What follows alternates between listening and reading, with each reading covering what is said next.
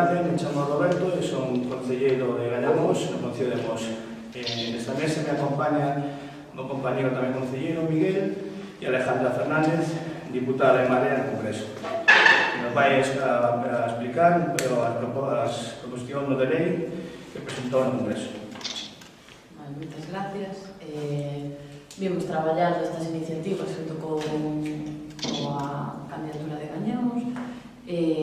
Presentamos 5 iniciativas en concreto, entre preguntas e proposicións non de lei. Un pouco vou contar cales son. A primeira ten que ver co cruce da Estrada Vella coa saída da P9 aí no Alto de Puxeiros, que é un cruce moi conflictivo porque ten unha visibilidade moi mala e ademais xuntase que os vehículos que saen da autopista aproximanse con unha velocidade moi alta que converte este cruce nun cruce moi perigoso. Entonces, presentamos unha iniciativa e unha pregunta primeiro para saber se Fomento coñece a situación desta perigosidade do cruce, se ten pensado resolver e nos propomos dende unha proposición non de lei que se solucione este problema e que se solvente ese cruce. É unha solución sinxela porque Fomento xa ten os terreos da zona da área da contorna, por tanto non teria que pasar por unha expropiación, porque teria unha fácil solución. Entón entendemos que o pouco recurso que supón a mellora da seguridade vial neste cruce é importante. A segunda das iniciativas que presentamos é para a eliminación das peaxes na AP9 no tramo Vigo-Tui ante os problemas da seguridade vial na A55. Como sabedes, o tramo de Puxeiros hacia o Porriño é un dos tramos, de feito, o de toda a rede estatal con máis acumulación de puntos negros, ten unha alta siniestralidade, en concreto ten 8 puntos negros nun tramo de tan só 15 kilómetros.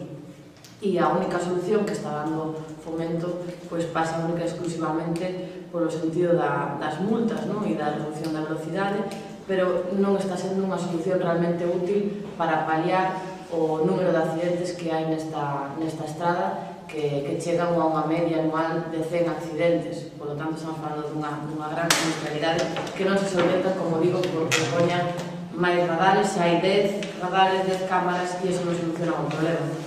É certo que o problema desta autoestrada é un problema que ten unha raíz máis profunda, que é o diseño nefasto desta autoestrada, que foi concebida máis ben como un desdoblamento da Estrada Nacional e non tanto como unha vía de alta capacidade.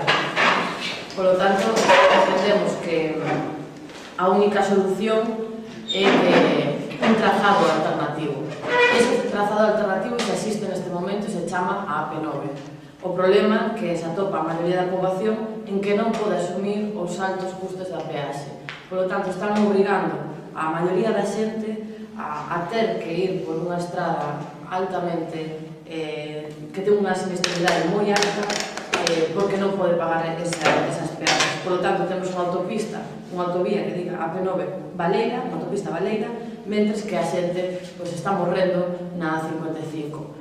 A todas luces, a lógica nos leva a pedir que se liberen as peaxes da AP9 nese tramo Vigo-Tui como única forma de solventar o problema da siniestralidade. E ademais que Mos sufre ese corte, esa brecha que fai a A55, como digo, que é un trazado absolutamente desastroso que divide a vila en dous, que xera moitísimos problemas de ruido nas vivendas da contorna, e por eso tamén outra das iniciativas que planteamos é, por un lado, que se execute a pasarela que se viña pedindo xa dende hai tempo. De feito, a pasarela que cruza esta autovía xa foi aumentada nos orzamentos do Estado do 2016 con unha partida de 200.000 euros, non foi executado, non sabemos por qué, e nos orzamentos de 2017 esta partida desapareceu por completo. Por lo tanto, preguntamos ao Ministerio de Fomento onde foron os cartos desa partida, por que se eliminaron dos orzamentos de 2017 e instamos a que se recupere esta partida para que se recupere esta pasarela. E outra das medidas é co problema dos ruidos que presentamos a necesidade de que se coloquen unhas pantallas antirruido na contorna da autovía, de forma que mos, ao final, non teñen que pagar esas consecuencias dun deseño nefasto da autoestrada. Aparte, consideramos que unha obra pequena, que ten uns orzamentos moi pequenos, pero que xerarían uns grandes beneficios para os vecinos e veciñas da autoestrada, que viven ao carón da autoestrada. A pasarela onde é máis ou menos exactamente, sabes? Sí, agora. A pasarela é do Nacional 550 de Porriño de Ondela, a altura de xusto tan pronto sale 300 metros da rotonda das Angustias. A lista é diseñada para a pasarela. Pero na Nacional 550 é unha autovía, non é?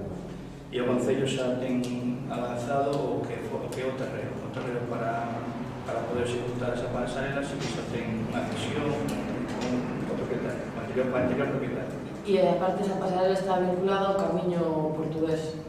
Esa pasarela.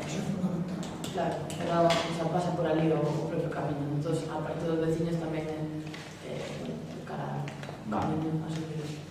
Ya que ten unha reivindicación dos propios peregrinos do propio camiño que se dé unha solución a ese tramo, porque é un tramo bastante peligroso a hora de cruzar. Vale. E despois a gratuidade, alguna vez en plan de xogo, pola gratuidade da autopista, habían falado unha vez cando era ministra Ana Pastor de mandar os camións de bastante tonelaxe por ali, pero iso quedou en nada ao final, ou como está?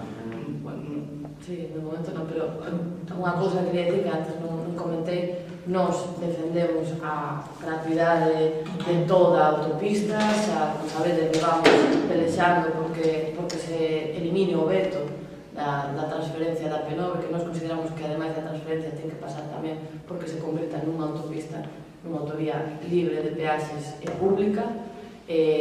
Recientemente temos preguntado ao Ministerio polo veto que se está trasladando e a resposta de Fomento é a negativa total a levantar o veto. Polo tanto, nós tamén presentamos esta iniciativa encuadrada nese bloqueo de Fomento que nos fai buscar alternativas e ir polo menos nas necesidades urgentes como esta que é máis sangrante, pola alta siniestralidade da 55, a tratar de buscar solucións por tramos, pero que eso non deixa de lado que a nosa reivindicación é a totalidade da P9 que sexa pública e gratuita.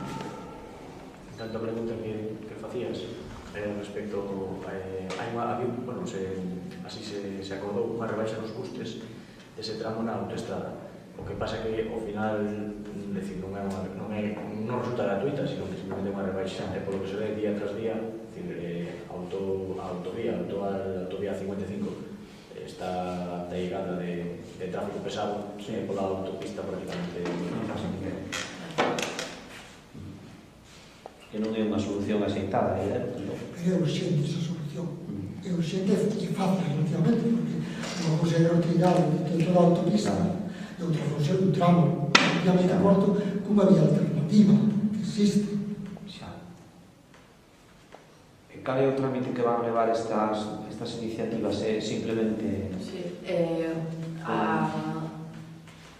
tedes algunha posibilidad, digamos, na negociación de que sexan aprobadas, co apoio do PSOE, de Ciudadanos, Nós vamos a intentar que sexan aprobadas, esperemos contar co apoio do Partido Socialista tamén para que se hayan aprobadas. Vamos a meterlas na Comisión de Seguridade Vial e en Fomento, e están en clave cada unha con pregunta e ao mesmo tempo como proposición non de lei. Tan pronto podamos meter na comisión, pois se discutirá e esperemos contar co apoio do Partido Socialista. Co apoio do PSOE chegaríamos, Bueno, neste momento tens que contar co apoio do Grupo Mixto, Esquerra, PNV, pero, bueno, en principio, normalmente, para este tipo de cuestións, por exemplo, para todo o tema que tivo que ver coa transferencia da P9, conseguimos que se aprobase unha proposición non de lei precisamente de Marea e co apoio de todo o resto de grupos, exceptuando o Partido Popular e Ciudadanos. Quería facer un matiz. En canto a situación actual do tramo da autovía 55 entre Vigo e Porriño, había un principio de un proxecto para mellorar as saídas e as entradas da autovía. Ese proxecto quedou paralizado a día de hoxe. De feito, se mantén a reducción de velocidade a 60 km/h. Concretamente este tramo que cruzamos ten o asfalto completamente deteriorado. Iso vai redundar nunha maior siniestralidade, sobre todo ahora que empeza a época de lluvias e estamos no verano. Non sabemos realmente cal foi o motivo de paralizar, porque non foi unha postergación, sino que paralizaron completamente as obras. Retiraron toda a maquinaria e a estrada está como está. Caba agravante de que non se retirou esa señalización provisional, quedou marcada como esa señalización hasta sin medir, entendemos que iso é unha auténtica deixación de funcións por parte do Goberno Central, porque está deixando os transeúntes que pasan por aí nunha situación de un risco, pero moi serio. Xa, moi ben.